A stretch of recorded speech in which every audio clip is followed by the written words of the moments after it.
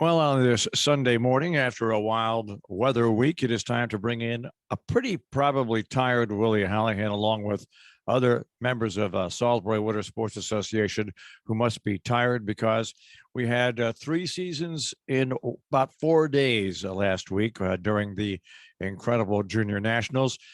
We had winter, we had spring, and we had a touch of summer, and then winter once again. Willie, a wild week for you guys. It all started off with rain on your parade, but it didn't rain on your parade at all because once again, you folks at SWASA pulled it all off perfectly. Yes, Marshall, you're right. And a wild week it was. I mean, the weather was so varied, nobody knew how to dress. It was just crazy. There's so much to talk about. I don't have access to a lot of my statistics and results, but I'll give your listeners an overview, and I think that might be more interesting to them anyway. And after today, they don't have to hear about ski jumping again for another year. But anyway, the weather was definitely the lead story throughout the 5 days of the Junior Nationals for a very variety of reasons. The reasons changed from start to end. It all began, of course, the 50 athletes from around the country came to Salisbury for 5 days of training and competition. They arrived on Tuesday to a rainy day. The opening ceremony started with a parade Tuesday evening. It rained throughout. And the athletes don't care. These kids, they're 20, under 20, down to 12, and they jump throughout the season in the wintertime. They don't care what the weather is. A lot of us adults were grousing about it, but they didn't mind. And the opening ceremonies were held on the green of the White Hart, and that was great. And our president, Kenny Barker, almost burned his face off lighting the torch, but that all went well. I wanted to say that was my favorite. One of my favorite views is when he lit it up, the torch just kind of like blew. And but Kenny stayed calm and cool as a cucumber, as he always does. Yeah, I know. We were concerned. The reason it was so explosive is that, of course, it was raining out. And the ceremonies, David Beresdorfer and Curtis Rand, gave their welcoming remarks and everything. And they said, and now for the lighting of the torch. And that's where Kenny, he couldn't light that lighter thing that people use to start their grills, wasn't working because it was wet. So he's fiddling with that. The kids were all starting to chant, Kenny, Kenny.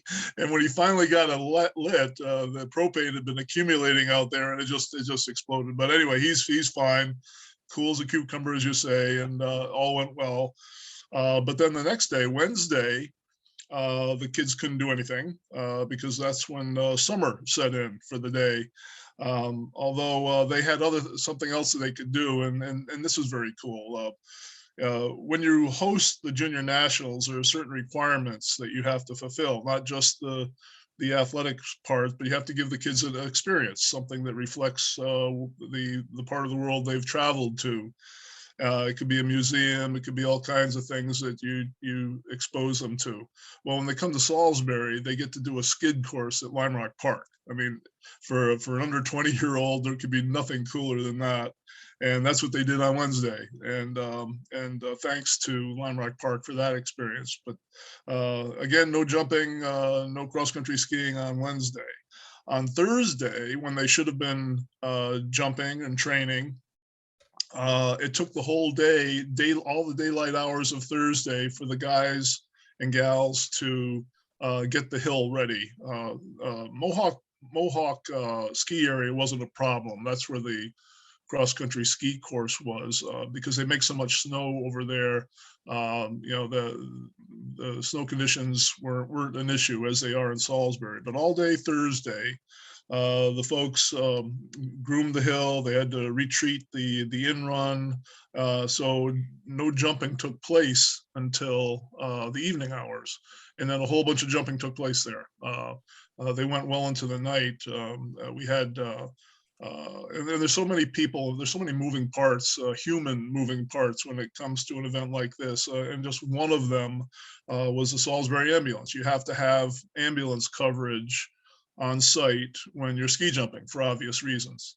And because of the nature of the way things played out, the weather, the delays, mostly because of weather, a lot of hours were spent by ambulance people over at Satre Hill. I mean, they sign up to cover our jumps the same way they sign up to be on call for other reasons.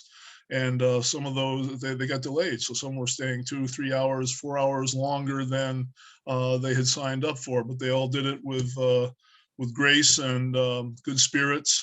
I mean, they were out there directing traffic, the fire people during the parade in the rain. Every time I passed one, I said, "Thank you for doing this," because it truly takes a village to put on an event like this. And as I said, there are a lot of moving parts and too many people to thank, but our emergency services have got to be right there at the top. So anyway, Thursday night, the kids got to jump, and then Friday and Saturday, the schedule continued pretty much as it should have. And this is where the weather lead story changes, because it went from horrific rain and heat to what ended up being excellent conditions. And that was borne out on yesterday, when the hill record was tied. Now, when the numbers are high in jumping, it's a reflection of both, of course, the talent. It reflects the talent of the athletes who are coming, but also the conditions. And the conditions went from unjumpable on Tuesday and Wednesday and Thursday during the day to excellent to basically almost record setting conditions. And Isaac Nichols, he's from the Central Division, jumped 72.5 meters, which is the hill record. So he tied it, and that was Saturday morning. But there were other good jumps too, like Sawyer Graves from the Rocky Mountain Division. He jumped to 71. I mean, he was close. And Ronan Woods from Alaska. They don't send many kids. They're like 4 or 5, but they're determined athletes, and he jumped to 70. And one name I want to mention for the future, Kai McKinnon. She's an under 16. She's in the under 16 division. So I don't know how old she is, but she's 15 or younger. She jumped a 68-meter jump, and she's from our division. She's from the East. She jumped in Jump Fest. And what's exciting is that these are names that you want to keep an eye on in the future, because you never know. They are the ones who might make the Olympics. Kai came in second in the relay team cross country races yesterday afternoon over at Mohawk Mountain, where again the conditions were great. You didn't see a bare spot or anything resembling it on the course. Everything was just perfect, and that was successful too.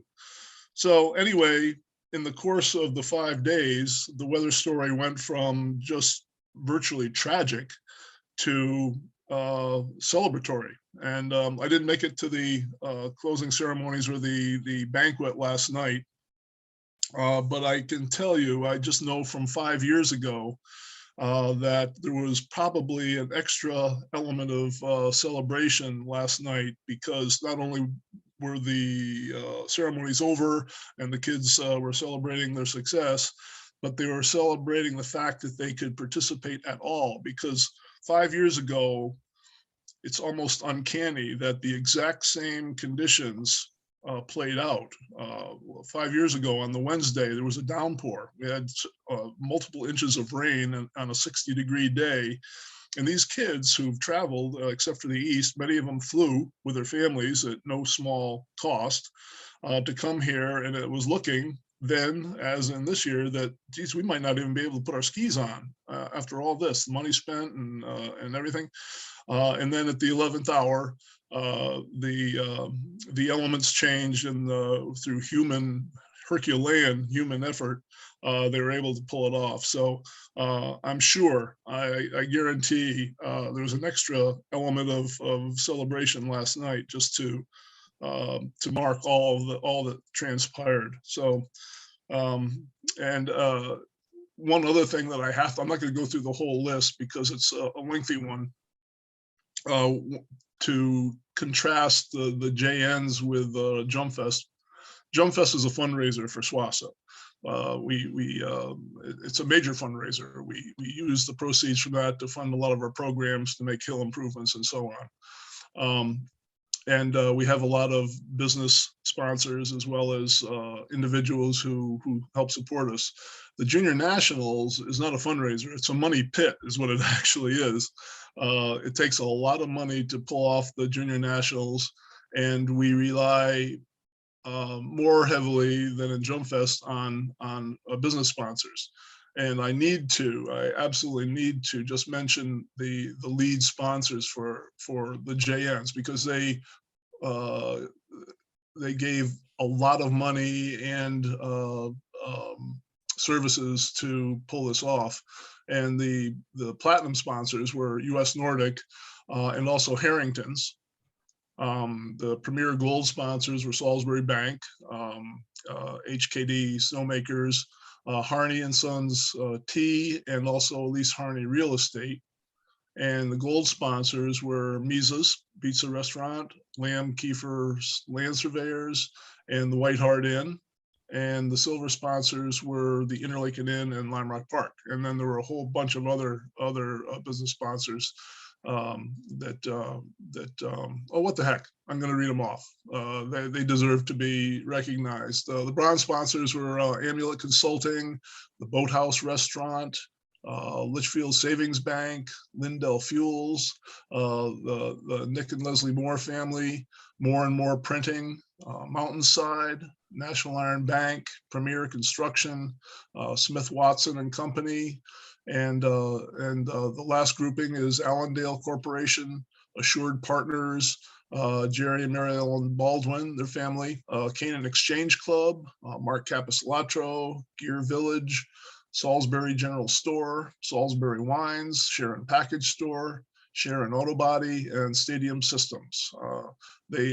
Everybody played their role, very vital role, and it's become a catchphrase, but it's absolutely true that no event would happen without sponsors like these. So anyway, Marshall, we wrap up another year with high drama thanks to the weather, but very positive results, and we'll revisit ski jumping again next year.